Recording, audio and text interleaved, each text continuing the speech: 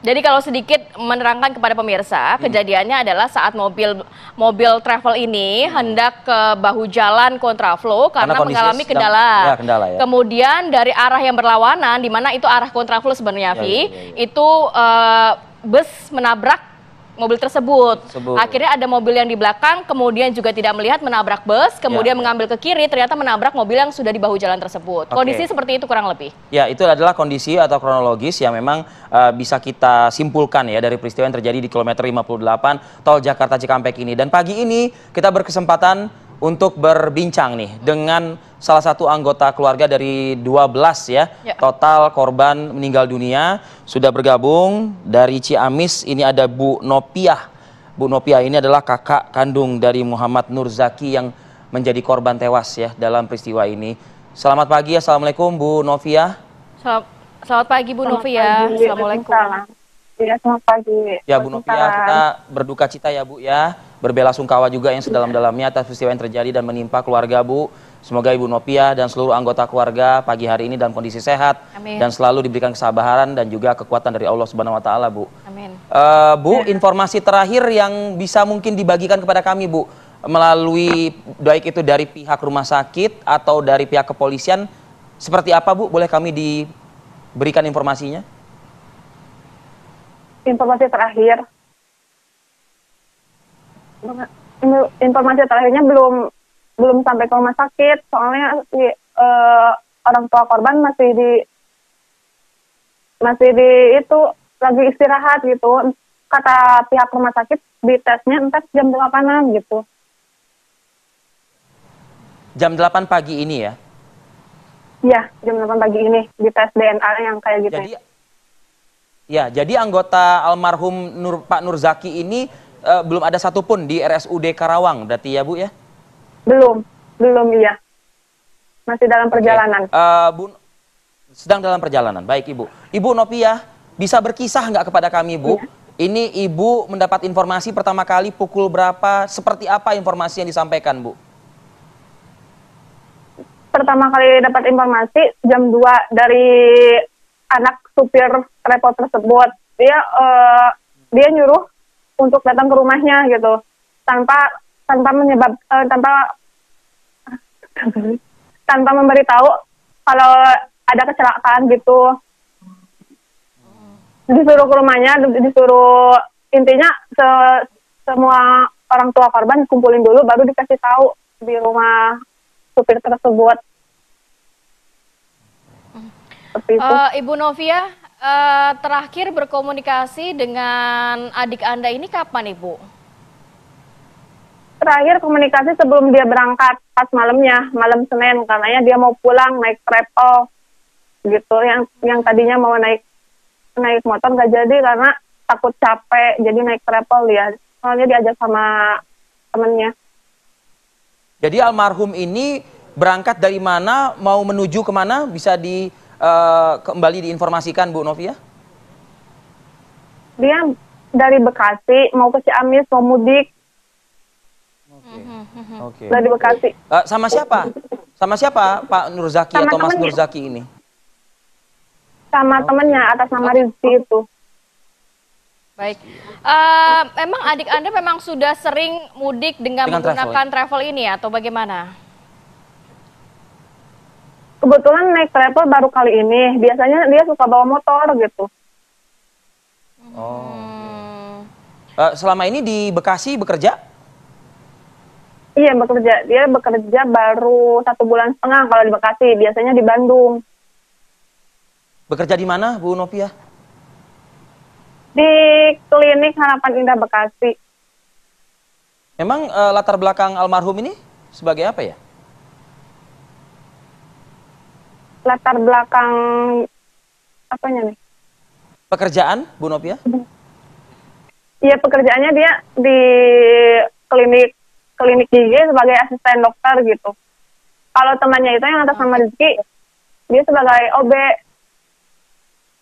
Oke, Bu Nopiah, apakah sudah ada informasi dari pihak kepolisian kapan jenazah akan diberikan kepada pihak keluarga? Tapi kita tahan dulu ya Bu ya, nanti kita akan sambung lagi usai jeda berikut ini. Tetap bersama kami di Apa Kabar Indonesia Pagi. Baik, kembali lagi di Apa Kabar Indonesia Pagi. Kita akan ajak pemirsa dulu untuk memantau bagaimana kondisi langsung dari RSUD Karawang. Sudah ada rekan kami Agung Prasetyo. Selamat pagi Agung, bagaimana informasi terbaru langsung dari sana? Silakan.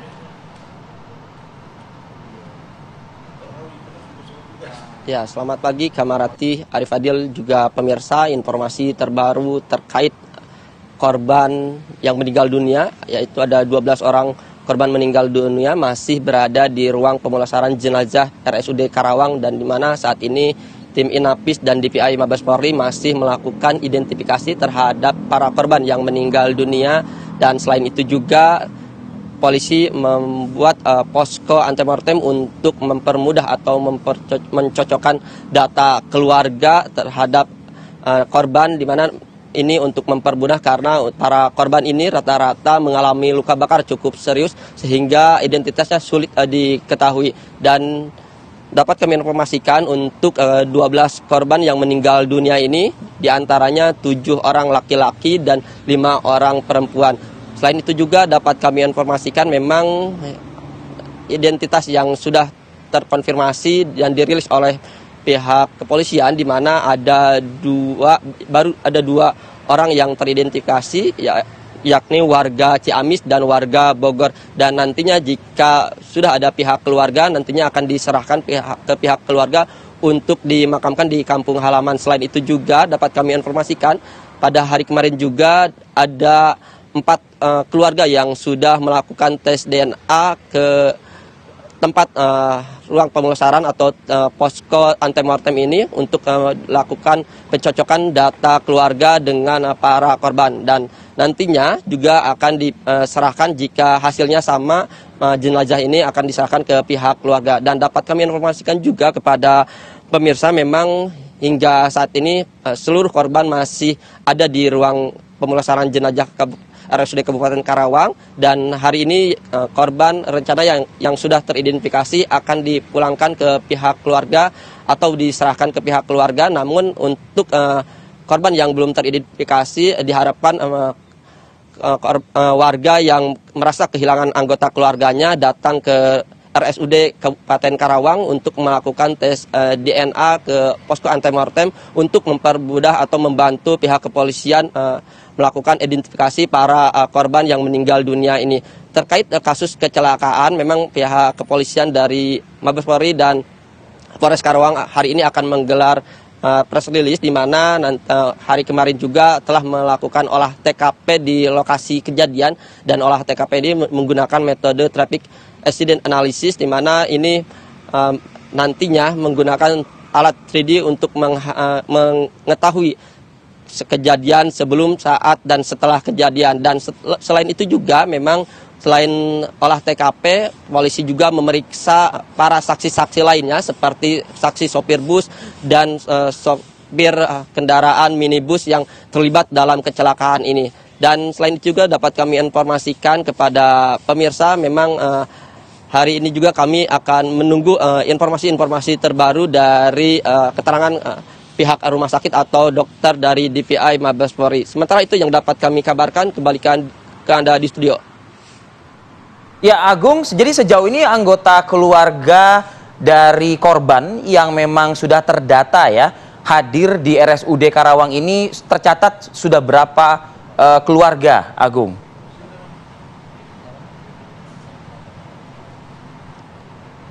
Baik, yang terkonfirmasi keluarga yang sudah datang dan melakukan tes DNA di posko antemortem Mabes Polri, ada 4 orang keluarga yang sudah melakukan tes DNA pada hari kemarin, dan di mana hasilnya ini tidak bisa diketahui secara langsung dan membutuhkan waktu sekitar 24 jam, dan nantinya hasil ini akan dicocokkan ke korban yang ada di ruang pemulasaran jenazah RSUD Karawang ini. Dan ketika hasilnya sama, nanti korban ataupun jenazah ini akan diserahkan ke pihak keluarga.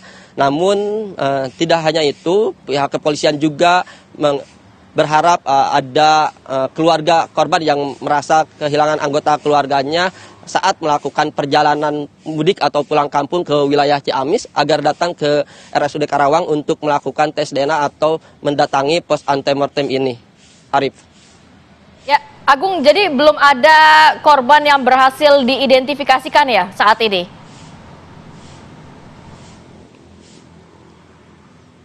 Ya, kalau dari keterangan resmi dari kepolisian pada hari kemarin ada 2 korban yang sudah teridentifikasi, namun namanya tidak disebutkan, hanya wilayah atau asal tempat tinggal mereka, yakni yang satu korban berasal dari warga Ciamis, satu lagi merupakan warga Bogor. Dan memang hingga saat ini juga belum mendapatkan informasi terbaru terkait apakah ada korban yang teridentifikasi kembali atau jumlahnya bertambah. Namun hingga saat ini kami masih menunggu informasi-informasi terbaru dari pihak kepolisian. Baik. Terima kasih banyak Agung Prasetyo langsung melaporkan dari RSUD Karawang. Selamat bertugas kembali. Baik, kita bergeser lagi ya ke Ibu Noviah, yakni kakak dari korban. Bu Noviah, sampai dengan saat ini sudahkah dari pihak keluarga juga sudah mungkin melakukan tes DNA dan juga sudah dapat informasi dari pihak kepolisian kapan jenazah korban ini dibawa ke rumah untuk segera dimakamkan? Itu belum tahu ya, soalnya belum ada pengecekan tes DNA.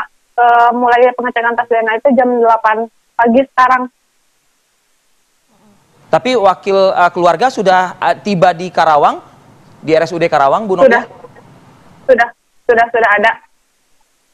Sudah ada. Siapa yang mewakili keluarga ini? Artinya hubungan keluarga dengan korban ini apa, Bu Noviah? Orang mama sama adiknya ada. Oh, mama sama adik. Baik, Bu Noviah, kalau boleh mungkin kita untuk mungkin ngungkit-ngungkit lagi kesedihan yang saat ini mungkin dialami oleh keluarga, tapi sosok dari M. Nurzaki ini kesehariannya di mata keluarga, dengan keluarga seperti apa sih Bu Noviah? Dia anaknya cukup mandiri, dia aktivitasnya cukup lumayan lah sama masyarakat di sini, cukup ikut berpartisipasi sama pemuda di sini. Dan dia kalau ada kerjaan apapun pasti diambil gitu, mau parkir mau apa gitu. Bu Noviah sendiri artinya almarhum ini sudah berkeluarga, punya keturunan juga kah? Belum, dia belum menikah. Masih tulang punggung keluarga. Baik. Ya. Tulang punggung keluarga. Jadi artinya korban ini berapa bersaudara nih? Beradik kakak? Semuanya itu 4 bersaudara sama saya. Dia itu anak ketiga. Laki-laki pertama. Oh, anak ketiga laki-laki pertama. Kalau dari pihak keluarga harapannya sendiri seperti apa, Ibu Noviah? Ya, harapannya semoga dia matinya husnul khotimah, ditempatkan di sisi yang terbaik, buat yang ditinggalkan dicukupkan sabarannya.